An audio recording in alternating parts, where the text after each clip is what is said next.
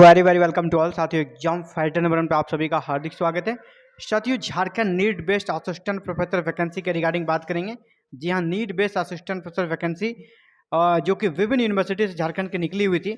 यहाँ पर क्या हो रहा है कि अभी उनका कैंडिडेट को शॉर्ट लिस्टिंग कहीं किया जा रहा है, तो कहीं उनके API स्कोर को वेबसाइट पर डाल दिया गया है और मैं इस पर आपको रेगुलर तरीके से अपडेट देता आ रहा हूँ।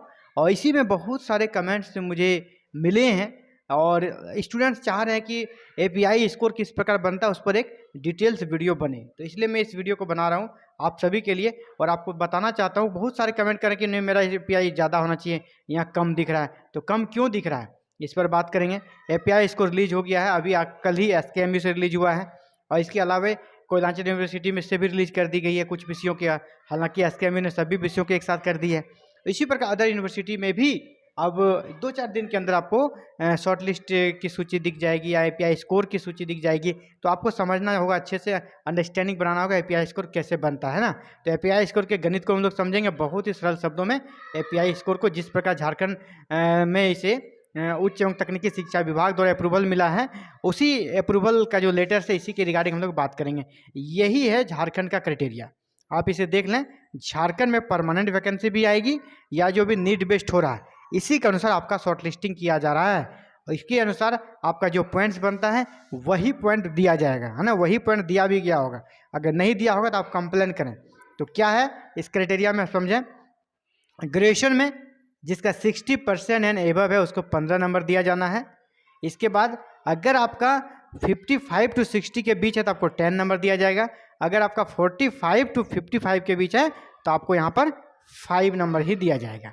पोस्ट ग्रेजुएशन के मार्क्स में मैक्सिमम 20 मार्क्स दिया जाएगा, 60% और एबव तो 20, और 55% से कह सकते हैं आपका बिलो है तो वहाँ पे क्या 55% टू लेस देन 60 है ना। 55 से बिलो है तो कोई अंक दिया ही नहीं जाएगा। 55% से 60% के बीच हैं तो आपको 15 अंक दिया जाएगा। लेकिन अगर आप कैटेगरी के हैं ST SC OBC के हैं तो आपका अगर 50% से 60% के बीच हैं तो आपको 15 अंक दिए जाएंगे। और MPhil अगर आपका है तो MPhil में 60% एंड एबव मार्क तो 7 नंबर है और 55% टू लेस देन 60 है तो 5 नंबर है। इसके बाद आपने अगर PhD किया है 2009 के रेगुलेशन के अकॉर्डिंग तो आपको 15 नंबर है। अगर आप GRF है ना तो आपको 15 नंबर है। सिंपल नेट है तो आपको 10 नंबर है।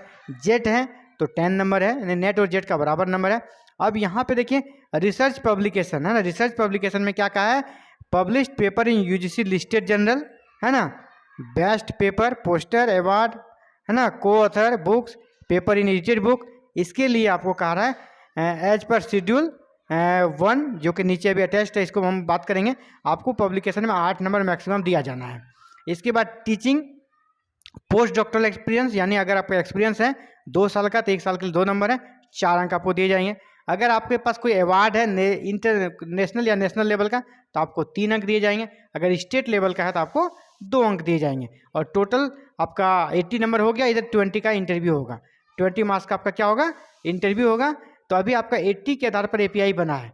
अभी आपका जो API यहाँ पर मार्क्स दिया है आउट ऑफ कितने में दिया है, 80 में, और 20 मार्क्स रखा है इंटरव्यू के लिए। तो आउट ऑफ 80 में आपने देख लिया किस प्रकार सेलेक्ट यहाँ पे क्रिटिक किया जाता है। रहा सवाल कम क्यों आ रहा है, तो चलिए पब्लिकेशन में हम लोग जाते हैं। इसके पहले इसको भी अच्छे से समझ लें आप, यहाँ भी अगर कन्फ्यूजन है तो अगर आपका MPhil और PhD दोनों है तो दोनों का अंक नहीं दिया जाएगा। मैक्सिमम किसका है, PhD का, तो 15 नंबर दिया जाएगा। आपके पास GRF भी है, नेट भी है, जेट भी है ना, कोई सेट जिसको कहते हैं आप है, तो मैक्सिमम कितना होता है, GRF का 15 तो 15 ही दिया जाएगा, तीनों का अलग अलग नहीं जोड़ा जाएगा। और कोई अवार्ड है तो आपको मैक्सिमम 3 ही दिया जाएगा। अगर आपका स्टेट लेवल का अवार्ड है 2 नंबर का, फिर नेशनल लेवल का 3 नंबर का, 5 नंबर नहीं, मैक्सिमम अवार्ड में 3 नंबर ही है। इसके बाद यहाँ पब्लिकेशन में सारा गड़बड़ हो रहा है, इसी के चलते नंबर कम आ रहा है। कुछ बच्चे कह रहे कि मेरा जितना आना चाहिए उतना नहीं आया, तो क्यों नहीं आया भाई, चलिए यहाँ पे बात करते हैं। Published paper in Pir reviewed और UGC listed journal 1 maximum marks पर पेपर। अगर आपका पेपर UGC लिस्टेड जर्नल में है या फिर पीर रिव्यू में है तो ही अंक दिए जाएंगे, अदरवाइज नहीं दिए जाएंगे। अगर आप को ऑथर हैं तो भी आपको यहाँ पर 1 नंबर नहीं दिए जाएंगे, उसके लिए अलग क्राइटेरिया फिर फॉलो किया जाएगा, है ना। तो मतलब आपने अगर जर्नल का मार्क्स को जोड़ के रखा है तो जर्नल देखिए आपका जर्नल पीर रिव्यू में है कि नहीं, या कहीं फेक तो नहीं है, आपको कोई गलत तरीके से पब्लिश तो नहीं करवा लिया आपसे, तो उसको आपको जांचना पड़ेगा। नंबर यहीं पे कटा है, जिसका भी नंबर कटा है ना पब्लिकेशन में कटा, अदरवाइज कहीं पे नंबर कटने की कोई गुंजाइश ही नहीं है। वहाँ कोई काट ही नहीं सकता, आरटीआई का जमाना है, कैसे नंबर काटेगा, सवाल ही नहीं है। वहाँ नंबर नहीं, आपका पब्लिकेशन में नंबर कट रहा है। और पब्लिकेशन में जैसे तैसे पब्लिकेशन अगर है तो उसको फिर मार्क्स नहीं दिया जाएगा। जेपीएससी परमानेंट वैकेंसी में भी यूजीसी लिस्टेड जनरल जो था और पीर रिव्यू जनरल था, उसमें भी अंक काटे गए हैं। कहा कि पेपर सही ढंग से नहीं है, पेपर को भी वो पढ़ रहे थे, रीडिंग कर रहे थे। लेकिन यहाँ पर तो वैसी बात नहीं, यहाँ पे आपका पीर रिव्यू या यूजीसी लिस्टेड दोनों में से चाहिए। इसके बाद यहाँ दिया बेस्ट पेपर अगर है, पोस्टर अवार्ड है नेशनल इंटरनेशनल कॉन्फ्रेंस में, तो आपके 1 मार्क्स पर पेपर और पोस्टर आपको दिया जाएगा। बुक्स विथ ISBN नंबर है तो ऑथर बुक में 3 मार्क्स पर बुक है, आपको 3 नंबर दिए जाएंगे एक बुक का, अगर आप ऑथर हैं किसी बुक के। अगर चैप्टर है आपका बुक में तो आपको 0.75 मार्क्स दिया जाएगा पर चैप्टर पर। तो बुक भी है तो बुक से आपको 3 नंबर मिल जाएंगे ISBN नंबर के साथ बुक। मार्क्स पर joint publication will be calculated in the following manner. यहाँ पे देखिए ज्वाइंट पब्लिकेशन हैविंग 2 ऑथर अगर आपका है, of the total score of first principle author will get 60% of the maximum marks allotted, the second author will get rest 40 है ना। आपको second author को 40 मिलेगा और फर्स्ट ऑथर को 60 मिलेगा। और ये कैसे डिसाइड होगा, आपका नेम से पता चल जाएगा, वहाँ पे नाम ऊपर में किसका है, नीचे किसका, किस ऑथर का, तो उसको सेकेंड ऑथर माना जाएगा, इसका नाम नीचे है। Joint publication having more than 2 authors, अगर 2 से ज़्यादा है तो फिर उसका मार्क्स ऐसे बढ़ जाएगा है ना, फर्स्ट को 50, फिर 30 और फिर 20। तो ये पब्लिकेशन में ही सारा खेला हो रहा है, पब्लिकेशन में ही आपके नंबर कट जाते हैं। और अदर कहीं भी ऐसा गुंजाइश नहीं है कि आपका पे नंबर कटेगा। हाँ, एक नंबर आपका अवार्ड, अगर आपने ऐसे वैसे कहीं से अवार्ड ले लिया है तो नहीं, अवार्ड आपका कह सकते हैं कि होना चाहिए सरकार के द्वारा, कह सकते हैं अगर अवार्ड दिया गया हो, यूजीसी स्पॉन्सर्ड हो या कोई बिल्कुल रजिस्टर्ड हो ना, और जिसको कि मान्यता प्राप्त है कि इस संस्था को, वहाँ से फिर आपको मिल सकता है।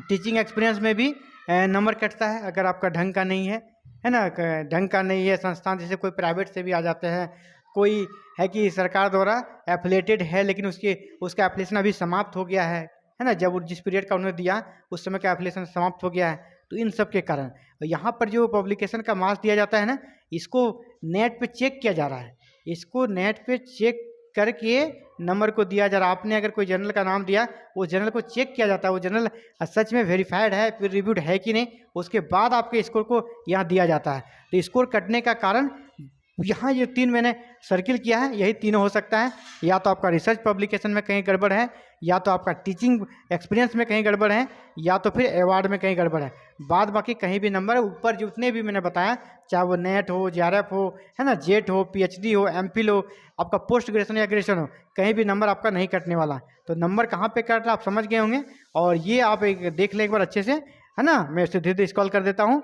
आप अपना स्कोर को फिर से मिला, फिर भी आपको लगता है मेरे साथ गलत हुआ है। अभी आपको 6 मई तक का समय दिया गया SKMU में, और इसी तरह अदर यूनिवर्सिटी में आपको समय तो दिया ही जाएगा क्लेम करने के लिए। आप क्लेम करें और जाके अपना स्कोर बढ़वा लें, कोई दिक्कत नहीं, आपका स्कोर बढ़ भी जाएगा। तो ये था आप सभी के लिए इंपॉर्टेंट अपडेट्स।